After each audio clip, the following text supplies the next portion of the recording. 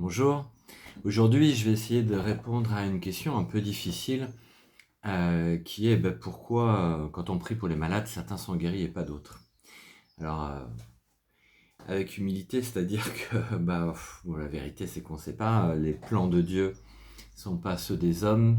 Autant mes pensées sont éloignées des vôtres, autant le ciel est éloigné de la terre. C'est l'idée. Je paraphrase, mais c'est ce que nous dit les évangiles. Et la Bible plutôt. Et quand on sait que Dieu est amour et qu'il a automatiquement un plan d'amour pour moi, le problème c'est que j'y crois pas, c'est que j'ai pas assez confiance en son amour pour moi. La mort est une porte d'or pour nous les chrétiens, quand on la vit en Christ, pour les croyants, et elle ouvre sur une vie éternelle, c'est-à-dire dont le temps est absolument incomparable avec le temps qu'on vit ici-bas, les quelques petites années qu'on vit. Premier point. Donc la première question, par exemple le père Émile Tardif avait un charisme de guérison incroyable, avec des guérisons pendant la messe ou après la messe, pendant l'exposition du Saint-Sacrement ou autre. Il y avait des paroles de connaissance et des gens se levaient de leur fauteuil roulant. Il y avait plein de grâces différentes, mais certains n'étaient pas guéris. Des gens qui étaient guéris, aussi bien des chrétiens que des athées, que des musulmans, quand il est passé au Liban ou ailleurs. Et les gens étaient abasourdis en fait parce qu'ils voyaient Jésus vivant comme en Galilée faire des miracles. Mais certains n'étaient pas guéris. Et quand on lui disait pourquoi, quand on lui demandait mais pourquoi tous ne sont pas guéris, il disait mais je ne sais pas en fait, c'est la première chose que je demanderai au Seigneur. Bon, ceci dit, on a quand même des pistes de réflexion. Alors moi, voilà, c'est plutôt des pistes très humblement, en disant, en tout cas une piste qu'on a, c'est de se dire... mystérieusement, il y a le rachat du Christ sur la croix pour l'humanité entière. Et toutes les paroles de Jésus, tout ce qu'il a vécu, on est amené, nous, l'Église, les gens, les croyants, sont amenés à vivre cela aussi. Et c'est pareil pour la croix. Tous les apôtres, tout le monde n'a pas vécu la croix, tous les croyants n'ont pas vécu la croix. C'est vrai que les apôtres, ils ont mangé, comme on dit, c'est-à-dire ils ont vraiment été au bout, ils ont vécu le martyre. Mais ce n'est pas le cas de tous les disciples. Et si on prend d'ailleurs Saint Jean, Saint Jean n'a pas vécu ça, lui qui était apôtre, même si il a eu des gros combats et des galères. Il y a une valeur de rédemption de la croix. C'est-à-dire que quand Christ est en croix, vous pourrez relire Isaïe 53, il va parler du serviteur souffrant. Les prophéties d'Isaïe, 500 ans, plus de 500 ans avant, Jésus nous raconte un peu ce que le Messie vivra. Le serviteur souffrant va vivre en croix et il va payer les dettes de la multitude sur la croix. Lui, l'innocent, va porter nos dettes à nous et les dettes de la multitude, de tout temps, toute génération, toute culture, tous ceux qui veulent bien venir à lui. Ce mystère-là se répète, par exemple, on le voit chez les saints.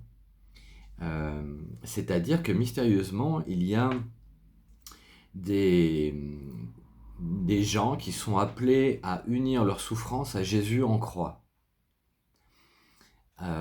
Parfois on se demande, j'ai eu l'exemple d'un ami, quelqu'un qui a découvert Jésus et on est devenu amis assez vite et assez fort, ce qui était assez surprenant, et il a fait un parcours de vie et de conversion à la fin de sa vie absolument fulgurant, vraiment fulgurant, de grande profondeur. Un homme de prière, rempli de compassion, de bienveillance, qui se confessait, qui venait au groupe de prière, et pour qui on a prié, on a fait faire des messes pour lui, on a prié chacun, on a fait faire toute une communauté où on a intercédé pour lui. Il avait un cancer. Il y a eu des impositions, on lui a imposé les mains. Voilà, on a prié avec lui, avec sa famille. Bref, on pourrait dire qu'on a tout essayé de faire pour que le Seigneur le guérisse de son cancer. Et mystérieusement, et pour nous dramatiquement, pour la famille, mais aussi pour nous tous bien sûr, on l'a vu dépérir et petit à petit partir. Mais il avait une force intérieure, une joie de vivre qui touchait les gens en fait. Même là où il était, aux hôpitaux différents qu'il a pu voir. Et nous, on était tous édifiés en fait par sa manière d'accueillir ça, même si bien sûr c'était dur, surtout pour sa famille. mais aussi bien sûr pour lui et pour nous tous. Et le désespoir, bien sûr, est souvent à la porte, quoi. Mais il était en paix et c'était surprenant. Vraiment, c'était surprenant. Et à chaque fois, il rendait grâce à Dieu quand on pouvait euh, prier ensemble et se ressourcer ensemble. Il savait qu'il vivait mystérieusement sa passion avec celle de Jésus. Eh bien, dans la foi chrétienne, cette passion-là, et chaque larme que tu as dans ta vie, compte. C'est comme si, tu vois, la croix de Jésus, le sang qui va verser, sa souffrance, va être un gain pour la multitude. C'est-à-dire, grâce à Jésus en croix, une multitude de gens vont pouvoir obtenir cette vie éternelle, être sauvés, être bénis, libérés. Il y a quelque chose qui se libère en fait du cœur de Jésus à partir du moment où il a aspiré les souffrances et les péchés de ta vie dans ses plaies. Il paye pour toi, il est ton grand frère. Eh bien, chaque chrétien qui va s'unir à Jésus dans la prière et dans la foi, et qui est appelé dans un mystère de Dieu à vivre non pas la guérison, mais la passion, mystérieusement va vivre cette passion en unité avec le Christ, notamment pour sa famille, pour ses aïeux, pour ceux que le Seigneur a mis sur son chemin de route, ce qu'on appelle les âmes élues. Le Seigneur parfois va élire certaines personnes, pourquoi elles, pourquoi pas d'autres, lui seul le sait. Il y a une histoire de vie, peut-être liée aussi enfin, il y a une histoire de solidarité avec ceux qui l'ont précédé, sa famille, etc. Et c'est comme s'il va offrir plus que ses prières, mais la personne va offrir ses sueurs, son sang, sa souffrance. Ça a énormément plus de valeur que de la prière. Et ces gens vont se donner s'ils restent fidèles sur la croix. Si lui reste fidèle dans le serviteur souffrant d'Isaïe, on va lire ça du Christ, du serviteur souffrant, s'il reste fidèle, à la fin, il verra la lumière. Voilà, il aura part avec les plus grands. Il y a quelque chose de glorieux.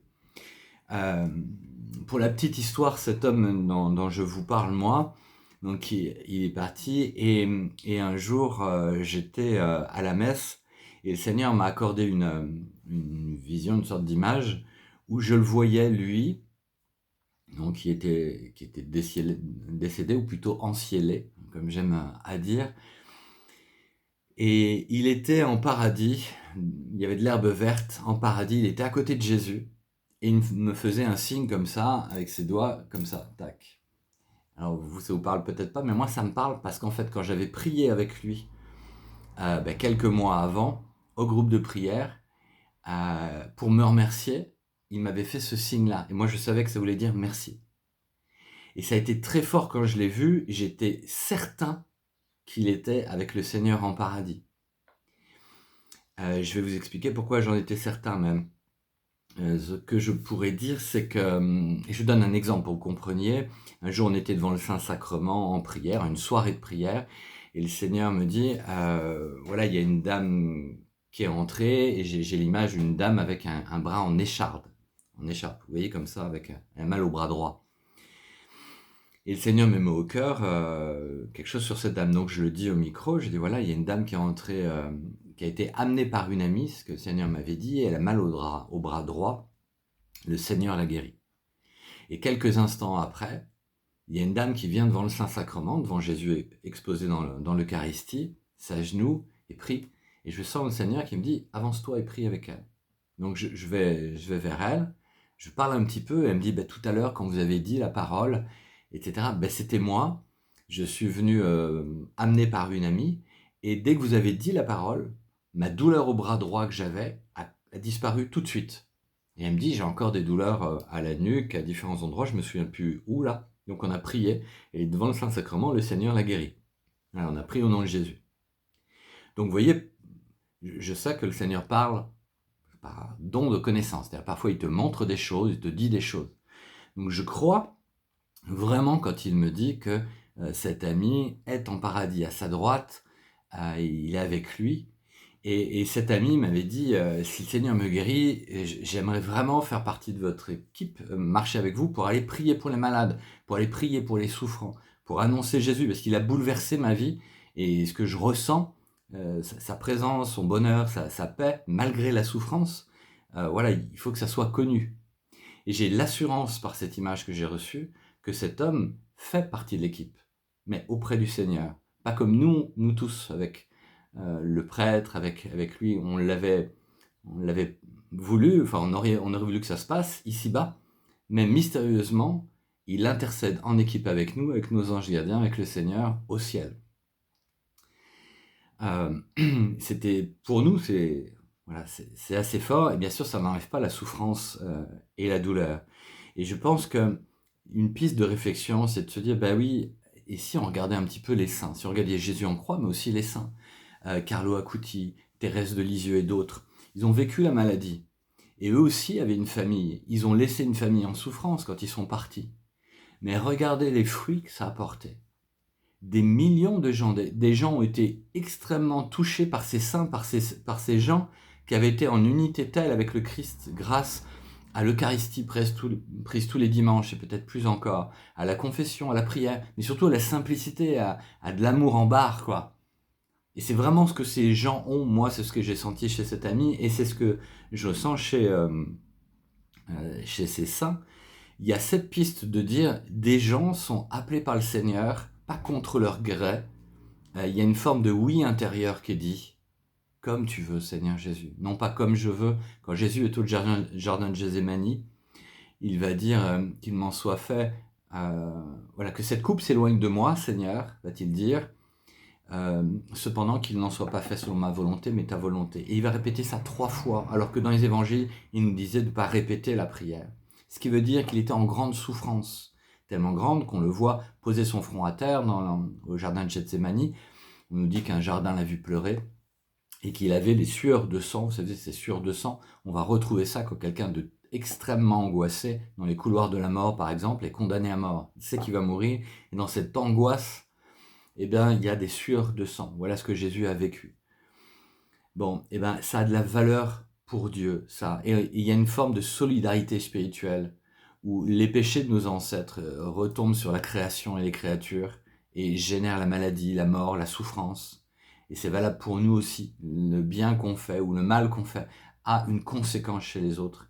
Mais il y a des gens qui se lèvent et qui décident d'être saints, d'être aimants, de se donner pour les autres, d'être charitables, de prier, d'intercéder pour les souffrants, pour les petits, pour les pauvres, quitte à donner leur souffrance, quitte à donner leur vie. C'est ce qu'a fait Jésus et c'est ce qu'ont fait tous ces saints.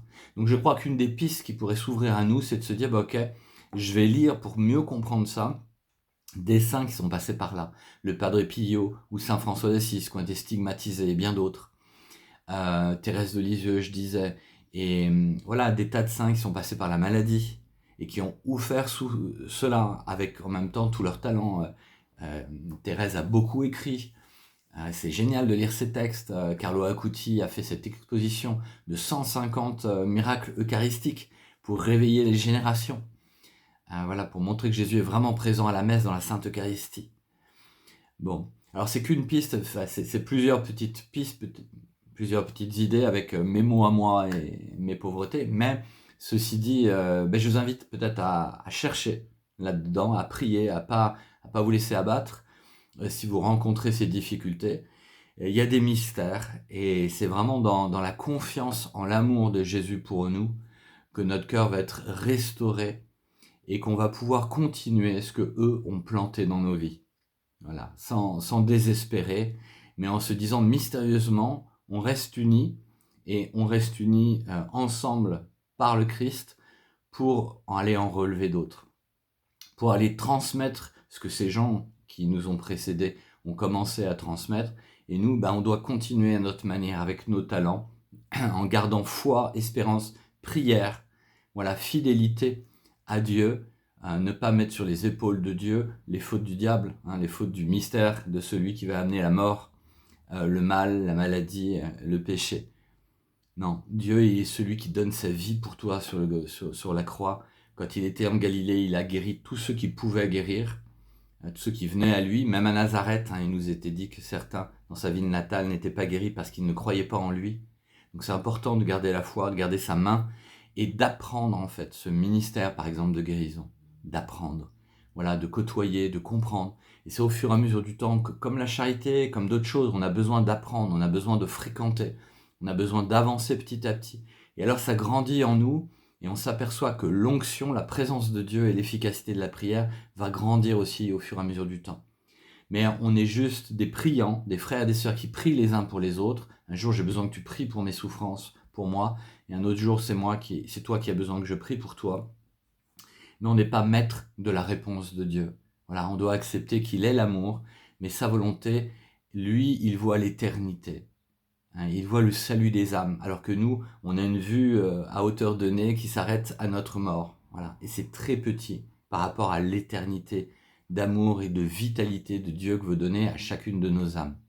Donc que Dieu vous bénisse. Je ne sais pas si ça pourra un petit peu vous aider et vous éclairer, mais je vous invite à mettre en commentaire, pourquoi pas, vos réflexions, notamment pour ceux qui auront à lire, qui sont dans la difficulté du deuil ou d'autres choses, et qui pourront regarder et vous lire. Voilà, ça pourra peut-être les aider. En union de prière et à bientôt.